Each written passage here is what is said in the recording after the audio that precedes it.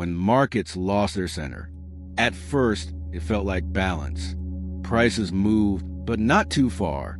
Reactions came, but not too fast. The market looked composed, until no one could say what it was actually anchored to anymore. To understand why this matters now, we need to talk about the idea of a center. Every functioning market has one, not a number, not a level, but a shared sense of gravity, a place where value feels defensible, a reference point that guides behavior when uncertainty appears. For a long time, that center felt obvious. Participants disagreed on direction, but they agreed on boundaries. Moves too far in either direction invited response. Extremes were corrected. The market didn't need consensus. It needed a common reference. The first reveal begins when that reference started to blur. Prices still oscillated, but reactions felt less confident. Support appeared, but it didn't feel anchored. Resistance formed, but it shifted unpredictably.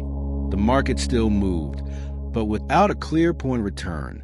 The second reveal emerged through behavior. Participants stopped talking about fair value and started talking about range. Decisions became relative instead of grounded.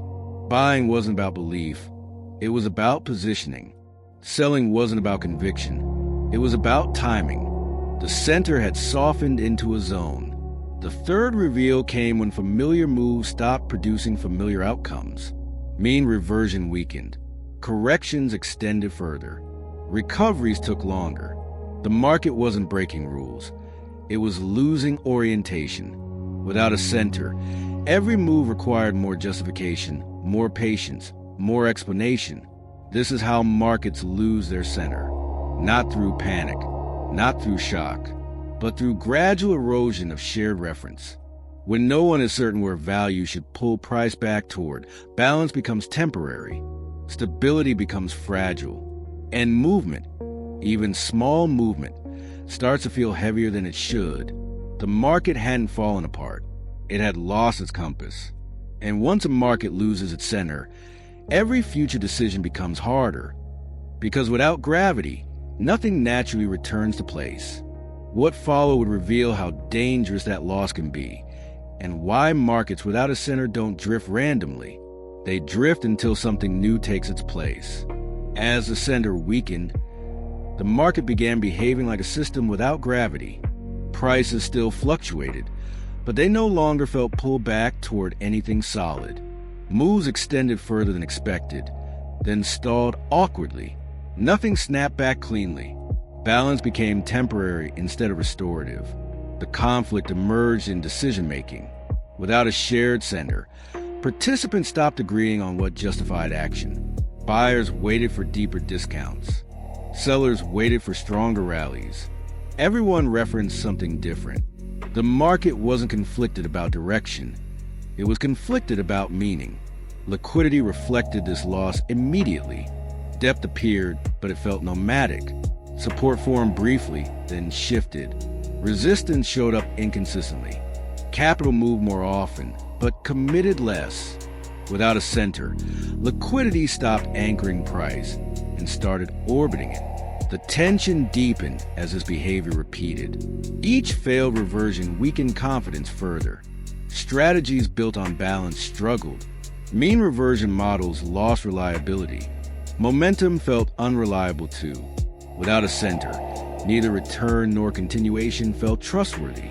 Institutional desks adapted cautiously. Valuation bands widened. Time horizons shortened. Decisions became conditional. Risk frameworks stopped asking where value was and started asking where pressure might appear next. Orientation was replaced by anticipation. Derivatives markets revealed the discomfort clearly. Volatility pricing stayed elevated even during quiet sessions. Skew reflected uncertainty about equilibrium, not fear of extremes. Traders weren't hedging crashes. They were hedging drift. The buildup accelerated as correlations loosened and tightened unpredictably.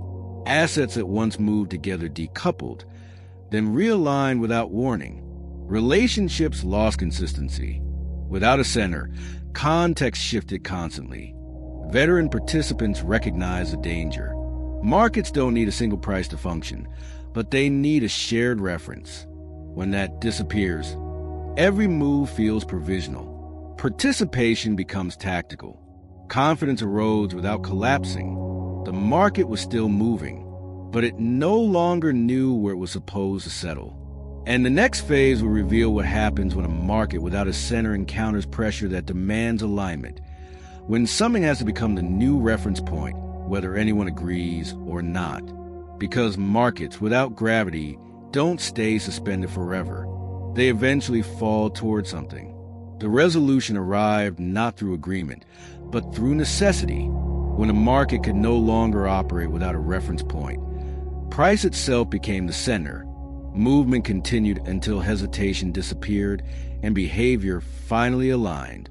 That was the climax. Not a collapse, but a forced re-anchoring. Levels that once felt abstract suddenly mattered. Capital that had drifted returned with intent. Liquidity stopped orbiting and began settling. The market didn't rediscover its old center. It created a new one. What made this moment unsettling was how natural it felt afterward. Once direction established itself, uncertainty eased. Not because risk vanished, but because orientation returned. Participants could finally answer the question they had avoided for weeks. Where does value assert itself now? Support formed decisively, but lower than before. Resistance gained meaning again. The market regained gravity, but it was a different gravity, earned through movement rather than inherited from history. The system wasn't weaker. It was recalibrated. As behavior normalized, the resolution became clear. Decision-making shortened. Strategies adjusted. Time horizons stabilized. The market stopped drifting because it no longer needed to. A reference existed again, even if no one loved where it landed. The deeper lesson lingered beneath every trade that followed. Markets don't lose their center all at once. They lose it when shared reference quietly dissolves. And when that happens, price will search relentlessly until something new can anchor behavior.